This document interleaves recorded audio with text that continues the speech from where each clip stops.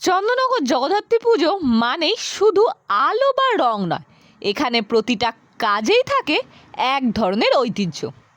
প্রতি বছর রাস্তা জুড়ে আলপনা হয়, যেমন বাগবাজার, বৈদ্যপোতা, সুখ সনাতনতলা, আরও অনেক বারোয়ারিতে। সবার আলপনাই আলাদা রকমের সৌন্দর্য ধরে রাখে। কিন্তু এবারে পেখম ভেবেছে একটু নতুনভাবে কিছু করবে। তাই এবারের থিম মাটির থালার ওপর আলপনা। ভাবনাটা একটাই, ঐতিহ্যকে ভাঙা নয়, বরং অন্যভাবে প্রকাশ করা। মাটির থালায় আলপনা মানে ছোট্ট জায়গায়ও বড় রঙের ভাবনা দেখানো যায়। আমি চেষ্টা করেছি আমার মতন করে, মন থেকে ভালোবাসা দিয়ে।